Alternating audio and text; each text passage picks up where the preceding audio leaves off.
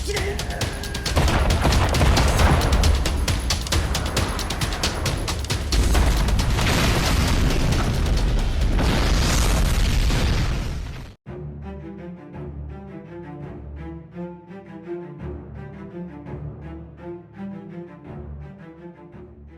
right. Well, hello, everyone. Welcome back to the Pacific War Channel, where we cover the entire history of the Asia-Pacific War from 1937 all the way up to 1945 and all the major events that led up to it.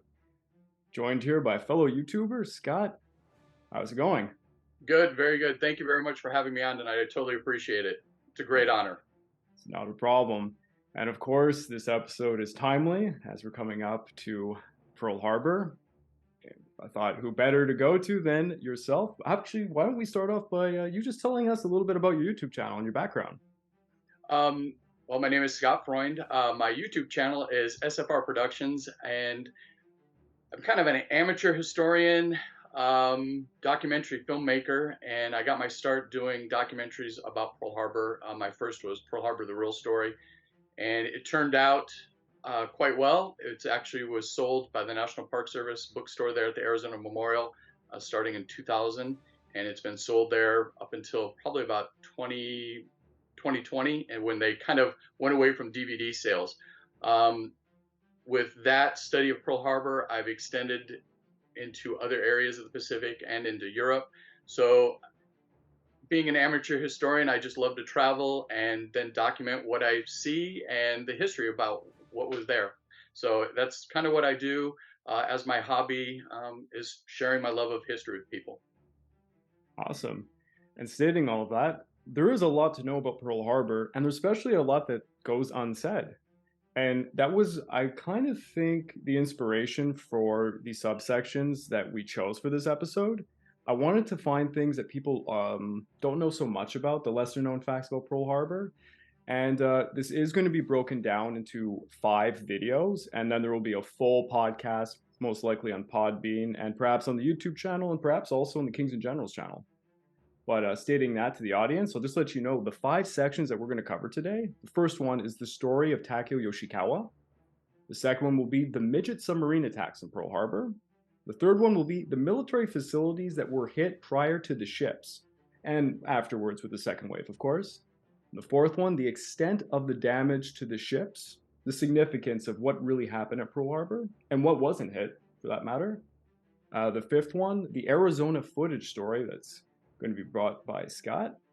And the last one is kind of a silly little add-on. The sixth one is going to be a silly conspiracy theory, one in particular that's known as the backdoor theory, which anyone who is a Pearl Harbor enthusiast has definitely heard about this one and all the various aspects of it. And the last section of this podcast, which is, I have to admit, more of on the silly variety, is this conspiracy that's been around forever at this point, ever since the event itself had happened. It's been called the backdoor theory by some, but it's the advanced knowledge conspiracy. I think even in Michael Bay's Pearl Harbor film, they allude to some of the elements of this. It's the idea that FDR himself or the United States government knew the attack and everything that was going to happen, but they allowed it to occur because it would have allowed the United States to enter the war. But because of the neutrality stance the United States had taken just before World War II. It was the back door for FDR to finally get in. And there are hundreds of different stories involved in this conspiracy theory. There's so many different pieces of it. In the end, I think any historian would tell you, like, no, this wasn't a conspiracy by the United States government, nor FDR. There was no Illuminati involved in this. But it just so happens to be very convenient because, well, there were those like Churchill or any of the allies wanted America to be in the war, of course, and they were hoping for a moment like this to occur. So they were pushing for things to happen, and perhaps maybe Britain, maybe they had come across some of the information. They didn't share it with the Americans. We don't know. There could have been something like this. But I thought we could just talk about any of the elements maybe you know, and I did write some notes of some of the various elements involved where people believe that this was the thing. And I will add off the bat, I always like this analogy. It kind of goes hand in hand with Occam's razor. The thing about the JFK shooting that makes people so unsettled. And the conspiracy theories about that is the idea that Oswald, an individual, just went and shot the president of the United States, and that was it, frightens people because there's no fate involved, there's no destiny, it's just a random occurrence. And Pearl Harbor, much like the shooting of JFK, you can piece all of these things together, but in essence, it was it went down the way it did. And FDR probably did not know. Maybe he knew. I mean, the United States was fully aware that Japan was going to attack them at some point, and they were planning with War Plan Orange and Rainbow Plan 5, which involved more so the well, the defenses of the Philippines and what they would do in the South Pacific. Pearl Harbor was a lower priority. They believed the Japanese might attack something more akin to the Panama Canal. So there's reasonable doubts as to why the United States was taken by surprise. I don't know yourself. I'm sure you've heard multiple aspects of this. Yeah, you're exactly right. When something tragic happens, people want answers. Yeah, How could this happen?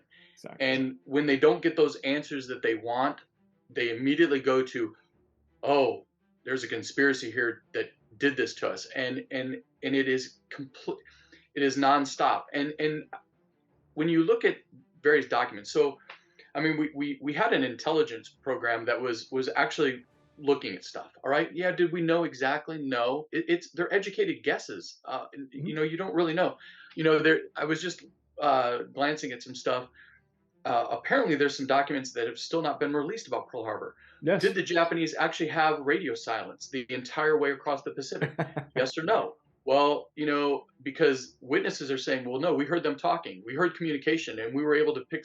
So again, that goes back into this conspiracy thing, I so it have makes heard it the unique. atmosphere could have bounced the radios. So even if they were performing the radio silence the way they could have been, Tokyo giving them some information could have bounced off and somehow made its way over.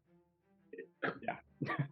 Yeah, it's so it's just because people want answers, and if you look at it, um, if you look at it today through you have to look at people what they thought in the 40s, and they sometimes people thought that the Japanese weren't capable of carrying this out. They thought the Germans were The Germans leaders of did it. this. Yeah. Yeah, and so you get that with Bernard Kuhn, who was working in Oahu, sending messages by light from his rooftop or whatever to the Japanese consulate. So that brings in, oh, the Germans were involved. This is the German conspiracy, So there's a lot of different aspects to this that really, you just like, you more than likely we will never know. That's the end of it. You're not going to know, but there are so many different theories. I mean, you could probably talk 10 hours about about this. I have notes here, and I stopped myself because ironically, because we're talking about conspiracy theory, I was going down the rabbit hole too much, and I realized it. But anybody who has the time, I don't recommend going to Wikipedia. It is actually worth typing in Pearl Harbor conspiracy theory. It'll lead you to the Wikipedia page. It is extremely long. I think maybe longer than the page on Pearl Harbor's attack.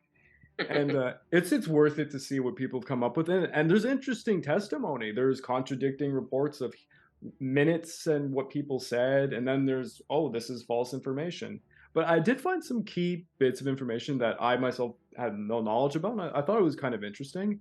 I'm no expert on cryptonology and how the decoding worked, but when it came to the purple traffic, which we talked about with the spy, the JN25 code A was broken prior. JN25B, that code came in a little bit later, I think in 41, and they had broken some of it, but they didn't break all of it. And prior to the attack on Pearl Harbor, they didn't have the full code. They couldn't have decrypted everything. And as many people know, when the Japanese were going to hand in the document stating that they were breaking diplomatic relations with the United States, they were actually reading those documents before they brought it over, the Americans, and they had decoded about 13 parts of the 14 of 14 parts of it. So when the Japanese actually showed up late, the guy who received the paper had already known about the attack and everything, and they had decoded everything, and he was pretty angry, to say the least. But they never, in all these things that you hear about with the conspiracy theories, there's never any allegations that the United States ever found any codes whatsoever that talked about Pearl Harbor being attacked. Like there was no codes that showed Pearl Harbor to be a target. There was all sorts of other areas, Singapore, for example, Manila, and that, which obviously were part of the Japanese attack plans. But another element to this that people have to understand is these codes were broken by people. They were short-staffed. They weren't working as hard as they will be after Pearl Harbor, that's for sure. And just to break the numbers for everybody, the JN 25B code was much more difficult than its predecessor to break. It had 55,000 valid words. Before Pearl Harbor, the estimation of how much was broken out of it was about 7%. So that would have been 3,800 words out of the 55,000. This doesn't take into account how many messages that were intercepted during the time, let's say between September and December, which would have been in. I have here a figure saying 26,581 messages. You have 7% of the code broken. You have that many messages, and anything that said Pearl Harbor was considered low priority because, like I said, it was deemed mostly commercial information. It probably slipped by the people. Occam's razor again. These are human beings.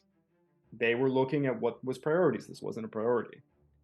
Another thing was we have to, give kudos to the Japanese. This whole plan was built on surprise. They wanted to make sure that they were going to surprise the enemy. Radio silence, from testimony from certain Japanese figures, was they kept radio silence. Although, like you had alluded to, there was a story about a ship that apparently heard something, the SS Lurline, I believe it was called, and they alleged that there was, or people allege that there was a radio transmission that had something in Morse code that they may have heard. But Morse code, it's not, there's different versions of it for different languages and such. So even if they had heard this Morse code, they probably wouldn't recognize it or understand what it meant. So how do they predict that there's a Japanese attack? This kind of falls through the cracks, that story. But apart from that, the Japanese had complete radio silence. I believe myself that they met this because this is the most important task the Kido Butai would have been doing. They would have kept radio silence, and they did really ridiculous things like they closed locks on every radio equipment. They put all these things over it so that they could not use it on purpose. And there's multiple people in the IGN that said that this was a fact on multiple different ships. So I don't see why they would be lying about such a thing. Why would they be involved in a conspiracy theory, for example? And the Japanese also performed a lot of deception. They had a lot of radio chatter coming out of different areas to, make the United States think, oh, our carrier divisions 1 and 2 are actually over here in Kyushu, and they're performing the routine maneuvers, and we've been doing this for months. So they really, for months, like allowed the Americans to think, okay, this is how everything's going, and they duped them. I mean, that is Occam's razor. It's a surprise attack that worked. What else to say? The thing that everyone always points out is the American carriers were not there at Pearl Harbor. But I always found this is one of the simplest things to answer when it comes to conspiracy theories. They were on routine maneuvers. Yes. So I have it here. Because I didn't remember this myself until I looked it up. The USS Enterprise and the Lexington were on missions to deliver fighters to Midway and Wake because of my best friend General Douglas MacArthur, who I talk nonstop about, wanted B-17s brought over to the Philippines that he would have used to defend them, which he really didn't, and he blundered that pretty badly. And then the Saratoga was, I think, getting repaired or having some work done. It's a simple answer, and it's an extremely plausible answer. A lot of people point out this as being the conclusive evidence that they knew something because if the carriers weren't there, and everyone makes a point, Yamamoto wanted to get those carriers. This isn't a point either because the doctrine of the day was the big guns club. Battleships were the most important thing. I mean, there was visionaries like Yamamoto who came around to the idea that carriers were probably more useful, but even he himself always envisioned a decisive naval battle using battleships across the Pacific. Both sides in this believed that. They targeted the battleships in the end of Pearl Harbor. They didn't target the carriers. So, Yep.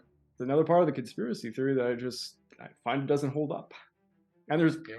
all sorts of other parts. So do you know any other aspects to this? Maybe I don't know. There's we've covered pretty much everything. I mean, there are so many, and again, this whole thing comes up is I think Americans, um, when something happens to Americans, they Who is can't at believe. fault Yeah, also?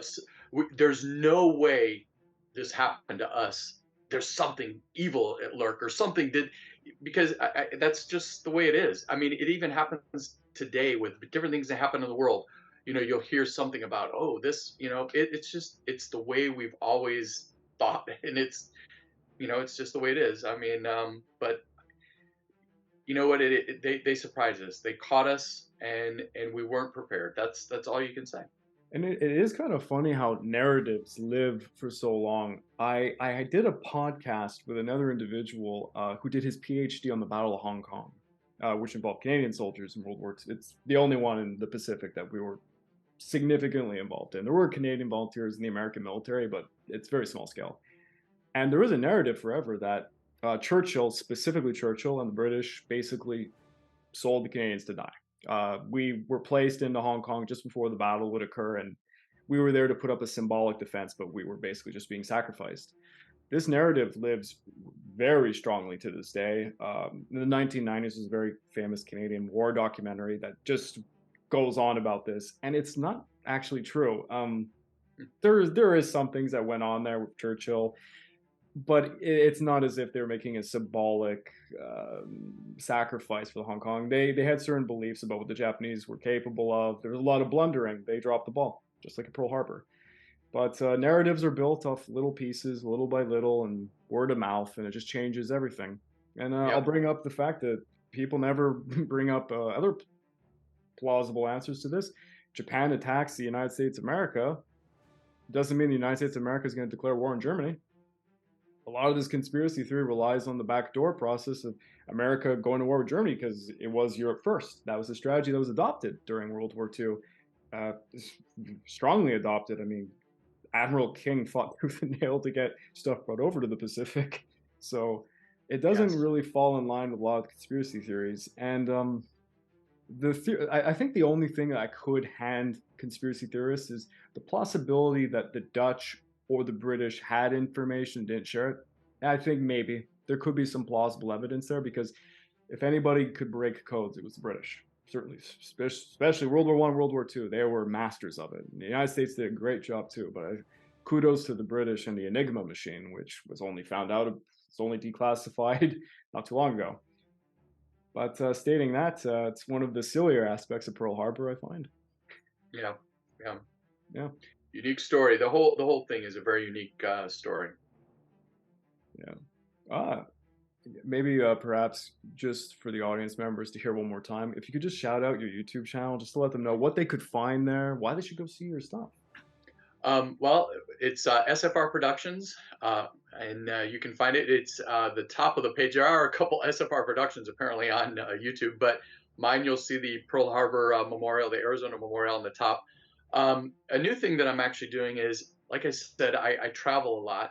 I've started a new series on my page called History Adventures, and the concept with History Adventures is people always have their phones and they're looking at their phones. And while you're sitting waiting for the doctor or something, what do? You scroll on your phone. So, History Adventures, I'm taking people on trips around the world to different military bases, different military battlefields.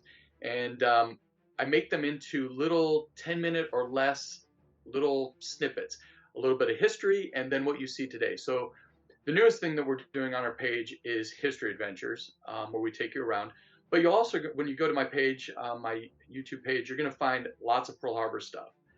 You're going to find a lot of stuff on Tarawa. I'm very excited about Tarawa because next year, for November 2023, that is the 80th anniversary of the Battle of Tarawa in November, and I will be going there for 3 days to film, to tour around, and do a bunch of stuff.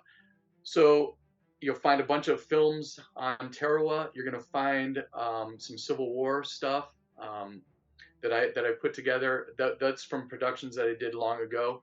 Um, Also, if you go to my Facebook SFR page on my Facebook page, you're going to find tons of photo albums where I just share thousands of photographs. I have an album on Iwo Jima that's 800 plus photos. I have Tarawa photos. There's probably 500 photos there.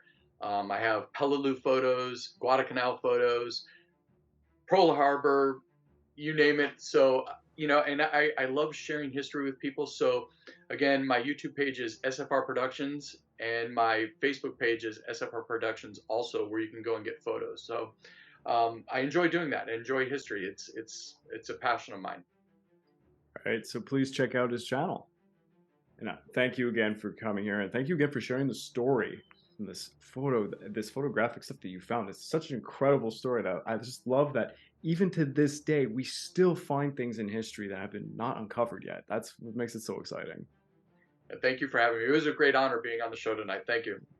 This has been the Pacific War Channel. Over and out.